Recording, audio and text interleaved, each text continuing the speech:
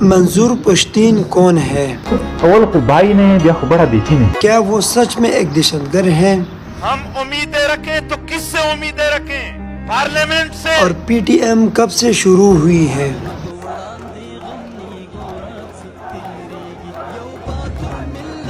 سب کچھ جانیں گے اس ویڈیو میں.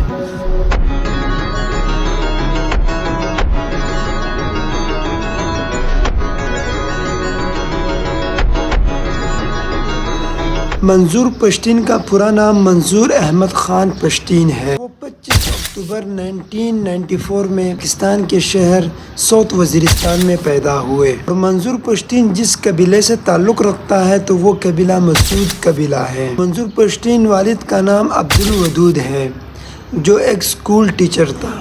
اس کے ساتھ منظور پشتین 8 بہن بھائیوں میں سب سے بڑا بھائی ہے. منظور پشتین نے ابتدائی تعلیم اپنے گاؤں میں ہی حاصل کی. ساؤتھ وزیرستان میں خراب ہونے کی وجہ سے ان کی فیملی کو کئی مرتبہ اپنا گھر چھوڑنا پڑا. ایک حقیقت کے طور پر میں پیش کرتا ہوں، ہم نعرے لگا رہے تھے عوام کے، ہم امن چاہتے ہیں. مرکزی اور صوبائی حکومت کے M P As M N As ہمارے ساتھ کھڑے تھے، وہ ہم سے زیادہ نعرے لگا رہے تھے کہ ہم بھی امن چاہتے. بھائی ہم تو آپ لوگوں سے امن چاہ رہے تھے، آپ کس سے امن چاہ رہے ہو؟ اور اسی طرح منظور پشتین نے اپنی سیکنڈری ایجوکیشن بنو اور کرک کے اندرونی میں مکمل کی. اور اسی طرح منظور پشتین نے گومل یونیورسٹی سے DGM کی ڈگری بھی حاصل کر لی. اور اسی طرح منظور پشتین نے بچپن اور جوانی میں جنگ، ڈسپلیسمنٹ اور IDP کیمپس کا بھی تجربہ کیا. اور اسی وجہ سے منظور پشتین کے گھر اور علاقے کو لینڈ مائن اور تباہی کا سامنا کرنا پڑا. اور اسی وجہ سے ان تجربوں نے منظور احمد خان پشتین کی زندگی پر، ان کی سوچ اور ایکسٹریمے پر گہرا اثر ڈالا. ہمیں بتایا جاتا ہے کہ اگر فلانے کی حکومت آ گئی تو آپ لوگوں کے مسائل حل ہو جائیں گے. پھر آخر میں کہتے تھے اس کو ہٹا دیں، فلانے کی حکومت آ جائے گی تو آپ کے مسائل حل ہوں گے. سب آ گئے، سب چلے گئے، ہمارے مسائل وہی ہیں. کیونکہ یہاں حکومت نہیں، حکومت کنٹرول میں ہے، جمہوریت نہیں، بادشاہت ہے. چیف آف آرمی اسٹاف بادشاہ بنا ہوا ہے، سب کچھ احکامات وہ جاری کرتے ہیں. اور اسی طرح ٹائم گزرتا گیا اور پھر آخر کار 2014 بھی شروع ہو گیا. منظور پشتین نے 2014 میں اسٹوڈنٹ ہوتے ہوئے ایک تحریک شروع کی. اس کا نام محسود تحفظ موومنٹ رکھا گیا. منظور پشتین کے شرائط اور مقصد اور پلان ایک ہی تھا، وہ یہ تھا کہ وزیرستان سے لینڈ مائن ہٹانا ہے. وہاں پر امن اور خوشحال سے زندگی گزارنے کے لیے لڑنے پڑا. وہ جبر کر رہے ہیں، لیکن ایک بات ہے، ہمارے سینے بہت چوڑے ہیں.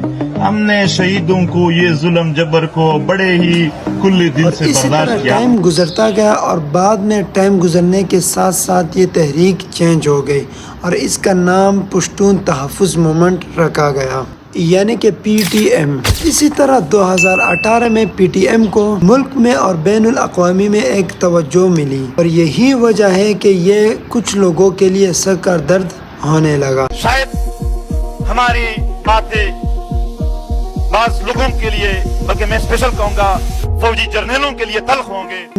PTM کا مقصد ایک ہی تھا، پشتون علاقوں میں انسانی حقوق اور امن کے مسائل اٹھانے لگے. ہمارا خون بہایا گیا ہے، ہمارے ماؤں کے اتنے آنسو بہائے گئے، پورا سیلاب بنتا ہے ان سے. منظور پشتین اپنے لال اور سیاہ ٹوپی سے بھی پہچانے جاتے ہیں. اور اسی طرح منظور پشتین کے مختلف اوقات میں ان کو قانونی اور سیاسی چیلنجز کا سامنا رہا. کیا کوئی سختی ہو رہی ہے؟ ہاں ہو رہی ہے، لیکن سختی تو چھوڑ، ایٹم بم پر بھی بیٹھا دیا گیا، وہی موقف ہے جو تھا. اور اس کا ریزن ایک ہی تھا کہ وہ پشتون حقوق کے لیے آواز اٹھاتے رہے. جرنیلوں کے اجازت کے بغیر ایک ٹکر نہیں چلا سکتے ہیں. عدلیہ سے ہم امیدیں رکھیں. 500 لاشیں نشتر اسپتال کے اوپر پڑے ہیں، اس پر سموٹو ایکشن نہیں لیا گیا.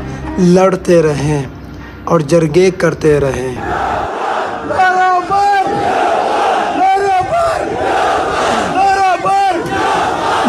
مختلف ادارے اور حکومتیں مختلف موقف اس بارے میں بولتے رہیں اور اپنے رائے دیتے رہیں. منظور پشتین شادی شدہ ہے اور اس کے بچے بھی ہیں. اور اسی طرح آج بھی پوری دنیا اور پاکستان میں پشتون کے حقوق اور سماجی مسائل پر اپنے رائے اور ایکٹیویسٹ کے لیے مشہور ہے. ये पापा जोन्स और ऑस्ट्रेलिया के जजीरे मुफ्त में नहीं आए हैं, हमारा खून बहाया गया है। इसी वजह से पाकिस्तान और बहरीनी ममालिक में यानी कि दोनों जगहों पर उनका नाम जाना जाता है। यही वजह है कि आज उसको दहशतगर्द कहते हैं। क्या अमन के लिए और अपने हकूक के लिए लड़ना और उसके लिए आवाज़ उठाना एक जुर्म है या उसको दहशतगर्दी कहते हैं? ये कौन सी तरमीम में है और या कौन से ममालिक में ये चीज़ें अप्लाई किया जाता है? पार्लियामेंट जर्नलों के इजाजत के बगैर हमारे अमन के लिए एक मीटिंग भी नहीं कर सकती। Subscribe. Awal ko bayi na yan, di ako bara di sini.